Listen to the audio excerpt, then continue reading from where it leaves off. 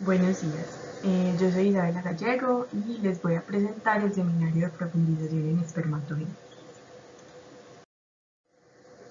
Bueno, entonces primero pues vamos a hablar de la espermatogénesis. Como ya sabemos, esto es el proceso por el cual se reproducen las células germinales para alcanzar un espermatozoide maduro y poder llevar a cabo la fertilización más adelante. Entonces, de esto vamos a hablar un poquito más adelante, pero es importante saber que existen las SSCs, que son las espermatogonias tipo A, que son las precursoras, y que son las células que tienen como la característica de generar estos espermatozoides. Ya vamos a ver eso. Entonces, sabemos que cuando se genera la espermatogénesis, digamos como lo primero que tiene que pasar es que se formen unas espermatogonias que van a ser las que van a dar paso más adelante a los espermatocitos primarios, secundarios, a la espermiogénesis y finalmente a los espermatozoides. Entonces, acá tenemos una lista con los tipos de espermatogonias. Ya más adelante vamos a ver que no todos tenemos todos estos tipos de espermatogonias, digo, pues no los machos, sino que acá tenemos mezcladas las de los ratones y las de los humanos. ¿Por qué vamos a hacer esta diferenciación? Porque los ratones tienen varios niveles de especialización de esas espermatogonias, lo que hace que sea mucho más fácil estudiar el modelo en roedores para entender el funcionamiento y las divisiones que estas espermatogonias pues, sufren, ¿cierto? Entonces, vamos a hablar un poquito ahora de cuándo aparecen estas espermatogonias. Entonces, el modelo de los roedores es, digamos, un modelo en el que todo sucede mucho más rápido y tal vez por esto sea también un poquito más fácil estudiarlos porque las espermatogonias de los roedores aparecen de 5 a 7 días después del parto. Esto es un tiempo muy corto comparado con el de los humanos que puede demorarse de 10 a 13 años, ¿cierto? Entonces, eh, acá tenemos, digamos, como un esquema muy sencillo de la espermatogénesis, pero voy a hablar un poquito de cómo aparecen estas espermatogonias, ¿cierto? Entonces, en la fase, digamos, de desarrollo del embrión, eh, empiezan a aparecer unos progenitores que se llaman los PGCs. Los PGCs son los progenitores de células germinales primordiales y estos se derivan del epiblasto de la blástula. ¿Cuándo sucede eso? Cuando el epiblasto se está separando en ectodermo, endodermo y mesodermo. Sabemos que en esa etapa de desarrollo existen unas células pluripotentes y estas son las que se van a, digamos, a especializar en los progenitores de las células germinales. En el modelo de los roedores, estos PGCs aparecen de 6 a 6.5 días después del coito en el epiblasto. En los humanos esto ocurre más o menos entre la semana 5 y la semana 8 de la gestación. Bueno, entonces me voy a centrar un poquito en el modelo de los roedores. Entre el día 7 y el 8, estos peces se van a situar en la base del alantoides, que eso es, pues, digamos, en el mesodermo, y del día 9 al 10 van a viajar al mesenterio. En los humanos, como ya dije, todo este proceso es de la semana 5 a la 8. ¿Cómo podemos encontrar estos progenitores, pues estos PGCs? Entonces, ahí pues ya con los métodos, digamos, actuales de los pues, moleculares, se pueden identificar por la expresión de un marcador molecular específico que se llama TNAP. Esta es la fosfatasa alcalina.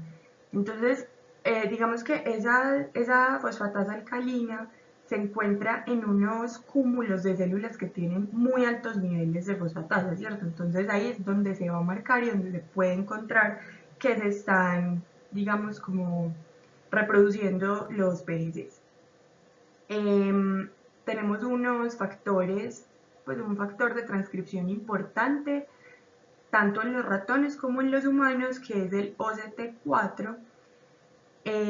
Y les voy a hablar un poquito de algunas moléculas pues, que también son como importantes en este proceso, pero no voy a profundizar mucho. Entonces, tenemos la SDF1, que lo que hace es, digamos, como favorecer la migración de los PGCs hacia las crestas genitales. Esto es como en un primer momento. Tenemos la CXCR4, que es como el receptor de esa SDF1 y se expresa por las células germinales. Tenemos el c-KIT, que también es un receptor, y este, digamos que es un marcador que se va a expresar en la migración de estos PGCs hacia las crestas genitales. Entonces ya estamos hablando, digamos, como de un momento un poquito más avanzado, cuando ya están empezando a llegar las PGCs. Y tenemos, para que se pueda expresar ese marcador c-KIT, tenemos otra molécula que se llama el factor STIL. Ese factor es, digamos, como el ligando del c-KIT y va a regular la migración y la proliferación, ¿cierto?, de los PGCs. ¿Qué pasa? Si un PGC se pierde, lo que va a empezar a suceder es que se enciende un proceso de apoptosis. Entonces este factor STIL, digamos que ayuda a suprimir las posibilidades de que haya esa apoptosis celular, ¿cierto? Porque es como, digamos, lo que va a hacer que el c-KIT se mantenga en su lugar y pueda, digamos, recibir esa migración. Bueno, entonces los PGCs, ya cuando están ubicados en las crestas, se van a empezar a dividir y las células de Sertoli, que son estas células pues, de la pared de los tubos heminíferos que ya vimos, las van a encapsular. Y aquí se empiezan a formar pues ya como en forma los túbulos heminíferos, ¿cierto? Cuando el receptor c-KIT se deja de expresar, las PGCs, pues estos progenitores, detienen su proliferación. Entonces ya en este momento, cuando no hay más proliferación, se llaman gonocitos. Los gonocitos están, digamos que son los predecesores de las espermatogonias en la lámina basal de los túbulos. Entonces, bueno, ya llegamos hasta este punto de la diapositiva donde ya empezamos a tener espermatogonias y se va a poder empezar a producir todo este proceso. Bueno, en el modelo de los roedores, cuando tienen más o menos entre 0 y 4 días de nacidos, se han observado dos tipos de gonocitos. Entonces, los primeros forman las extensiones citoplásmicas y digamos que empiezan a migrar hacia los túbulos heminíferos, ¿cierto? Para ya como adherirse a esas paredes y poder empezar la espermatogénesis. Los segundos se degeneran en el centro del túbulo. Entonces, pues podemos inferir que estos primeros crean como el pool inicial de las células madre espermatogoniales, que son las que les mencioné pues como en la diapositiva, en diapositivas anteriores, que son las SCCs. Bueno, sigamos. Listo, acá les voy a presentar un video pues muy corto. O bueno, creo que no lo puedo abrir acá. Bueno, acá no lo puedo abrir, pero igual pues se los voy a anexar en el correo. Es un video que muestra como el proceso de espermatogénesis, es muy bonito, entonces pues se los voy a anexar. Listo, entonces acá tenemos pues esta imagen que es en donde podemos ver las espermatogonias. Vemos que son células pues digamos grandes, relativamente grandes, y están generalmente ubicadas como hacia las paredes de los túbulos heminíferos, ¿cierto? Ya sabemos que más hacia el centro, o lo que se llama la luz del túbulo seminífero, es donde se van a producir los espermatozoides y por donde van a viajar. Entonces estas espermatogonias están pues como en los bordes, también de alguna manera como cuñadas, por así decirlo, por las células de Sertoli. Bueno, entonces, pues yo creo que ya he dado como muchas diferencias entre estos modelos, pero sabemos que pues ya por las diapositivas anteriores hay algunas de las diferencias son pues sobre todo los tiempos de pues como de todos estos procesos. Vemos que hay un marcador molecular en común que es el OCT4. Sabemos que otra de las diferencias es que los roedores tienen dos tipos de gonocitos, mientras que los humanos van a tener uno solo. Pero vamos a adentrarnos ya como en la máxima diferencia, que es en los tipos de espermatogonias. Entonces acá tenemos un esquema, pues unos esquemas en los que vamos a ver que acá los roedores tienen, al parecer, digamos como un proceso lineal de espermatogonias, y los humanos pues tenemos como estas diferencias, ¿cierto? Pero vamos a encontrar que en los roedores, digamos que el proceso es un poco más complejo porque tiene muchas más divisiones y muchos más tipos de espermatogonias que los humanos. Entonces vamos a empezar por el modelo de los humanos. En los humanos vamos a tener diferentes tipos de espermatogonias, voy a empezar a explicarles. Tenemos las espermatogonias A, D, que son las oscuras. Estas serían como las células madre, son como células de reserva, ¿cierto? Se dividen con muy poca frecuencia y tienen en su núcleo cromatina granulosa fina. Pero acá, como podemos ver, bueno, esa es esta de acá, la que, pues, perdón que no se ve pues como muy bien acá, pero dice espermatogonia AD, que ya pues podemos observar acá que se puede convertir en una AS, que ya la vamos a ver, en una APR, que también la vamos a explicar en el modelo de los roedores, o en una AL. Entonces, bueno. Por otro lado, tenemos las espermatogonias claras. Estas espermatogonias claras son como, ellas tienen cromatina, la cromatina muy poco condensada, y esto pues digamos que les permite ser un poco más accesibles para que se genere la mitosis y dar origen a las espermatogonias tipo B. Estas de acá, estas tres espermatogonias las voy a explicar en el modelo de roedores, que es como de donde se han estudiado. Bueno, entonces ya cuando tenemos, entonces aquí logramos observar que realmente las espermatogonias que son, digamos, viables para la espermatogénesis son las claras. Entonces, bueno, después de todo este proceso, vamos a llegar a la espermatogonia B, tipo B, que aquí en esta B podemos tener B1, B2, B3 y B4, esos son simplemente estados intermedios, y son las que van a dar paso a los espermatocitos primario y secundario, y más adelante a la espermiogénesis para poder llegar a un espermatozoide viable. Bueno, entonces nos vamos a meter ahora en el modelo de los roedores. Entonces tenemos estas que son las, bueno, estas espermatogonias A, digamos que son como las SC6, ¿cierto? Son las precursoras y las reservas. Entonces, acá vamos a empezar a tener este proceso. Tenemos las espermatogonias AS, que son, pues las llaman células troncales, y son unas espermatogonias que se van a renovar solas. Esto pasa una vez cada 3 días en el modelo roedor. Bueno, entonces ellas empiezan a renovar y a generar, digamos, como un pool de células inicial. Después tenemos estas APR, que son como las pares, pues por hacer una traducción. Estas son las que se van a empezar a dividir por mitosis para aumentar la población de espermatogonias, ¿cierto? ¿Qué pasa? Estas células pueden hacer dos procesos. Entonces, tenemos el primer proceso de las APR, que es un proceso de mitosis. Ellas por citoquinesis van a generar otras dos células AS para mantener ese pool, digamos, como lleno, ¿cierto?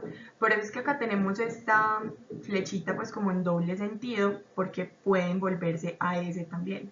Sin embargo, hay otro proceso de las APR, que es ya el que baja, y es que ellas pueden hacer unos puentes intracitoplásmicos, o sea, se unen entre ellas y producen unas cadenas de espermatogonias, ¿cierto? Entonces estas cadenas son las que vamos a llamar AAL4. Voy a ver si les puedo dibujar esto por acá.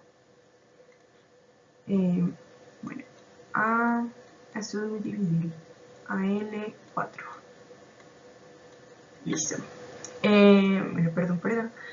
El caso es que ellas empiezan a formar esas cadenas y aquí ya vamos a tener entonces, o sea, dan paso a estas espermatogonias, ¿cierto? Que son las AL. Entonces, ¿por qué puse aquí AL4? Porque inicialmente ellas se unen y generan una cadena de 4 espermatogonias alineadas, ¿cierto? Sin embargo, eso, pues ellas pueden como hacer mitosis y empezar a hacer cadenas mucho más largas. Estas cadenas pueden ser hasta de 32 espermatogonias. Cuando hacen todas esas uniones y esas cadenas, eso es lo que se llaman las generaciones de espermatogonias en los ratones. Entonces, acá vamos a encontrar que ya tenemos, como había mencionado, como estaba pues en una de las diapositivas del principio, que yo les dije que habían A1, A2, A3, A4, intermedias y B, estas son las generaciones, ¿cierto? Entonces, ¿qué pasa? Simplemente, o sea, las generaciones lo que significa es que vamos a tener diferentes cadenas de diferentes longitudes, ¿cierto? Y se van a empezar a unir y digamos que el paso entre A1 y A2 o A2 y A3 o A3 y A4 son pasos intermedios, ¿cierto? Entonces son como diferentes procesos de división que van a ir dando a estas espermatogonias nuevas. Bueno, entonces ya esas 6 generaciones son las que van a pasar por un proceso meiótico para poder convertirse más adelante en los espermatozoides. Entonces vemos que acá encontramos una diferencia, digamos, importante en este paso, y es que vemos que los roedores pues tienen estas 6 generaciones, nosotros los humanos no las tenemos, nosotros pasamos de las cadenas derecho a los espermatogonias. Ay, perdón, esto es muy difícil. Bueno, pasamos de las cadenas de espermatogonias alineadas derecho hacia las espermatogonias B. Acá tenemos un montón de pasos en la mitad, pero como podemos ver, esta última parte, que es digamos la espermiogénesis, es completamente igual. Bueno, entonces vamos a ver acá.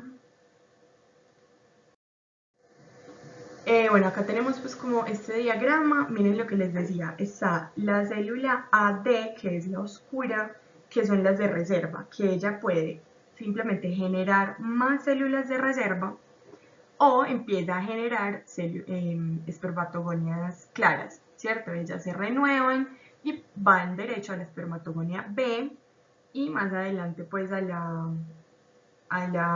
los espermatocitos y a los espermatozoides pues en un último momento.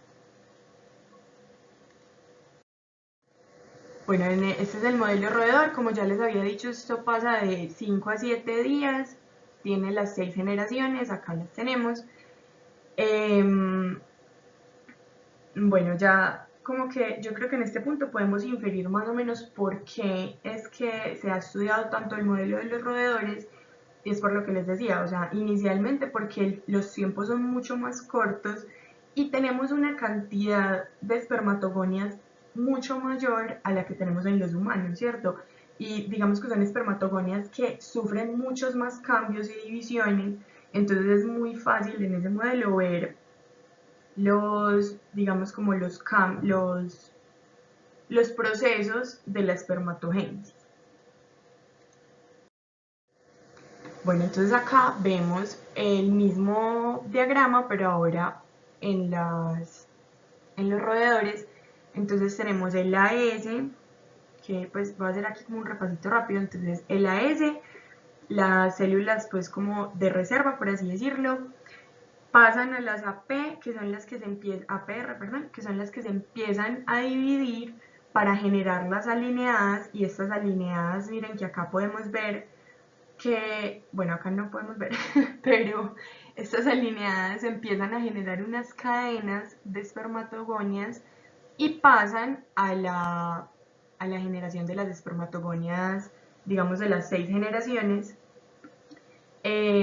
acá por medio de un paso intermedio de esas 6 generaciones vamos a generar las espermatogonias tipo B, que son las que van a llevarnos pues como a la espermiogénesis y a los espermatozoides. Bueno, yo creo que eso es como todo. Muchísimas gracias. Les voy pues anexar también el video que les quiero mostrar y cualquier pregunta que tengan pues me la hacen saber por el grupo o por el correo. Muchas gracias.